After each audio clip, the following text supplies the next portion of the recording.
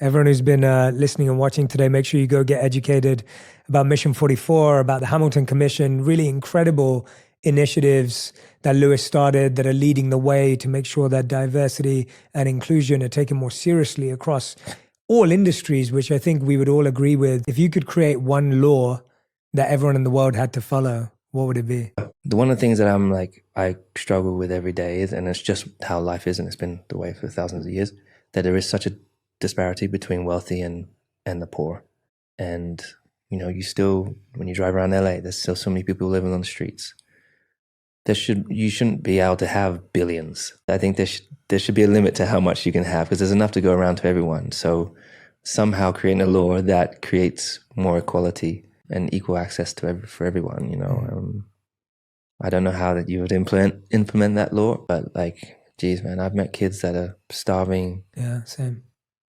And you think, oh God, how are we are so lucky, so many of us, and knowing that and not taking advantage of your everyday is so important. Holy crap. What law would you change? No, I think that's beautiful. If I had to create a law in the world that everyone had to follow, this is at least my today answer, and maybe it would change as well, is and it's inspired by what we're talking about. I think I wish at school the law was that every child had to learn about emotional mastery, to understand how to understand other people's emotions and understand their emotions and take that into consideration when making decisions.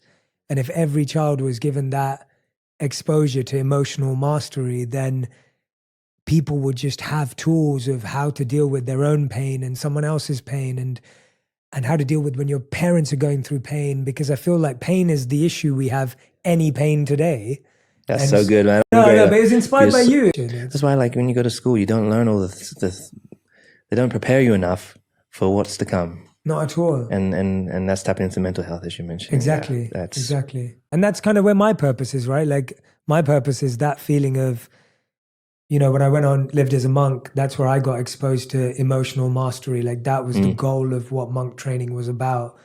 And I was 21, 22 when I did that. Wow. That's still young. Shows a lot about you. Yeah, but it was kind of like a fascination that I had. I was just like, well, if I can't understand my mind, then how can you live life? So anyway, it comes from what you're saying, that the education that needs to happen at younger levels.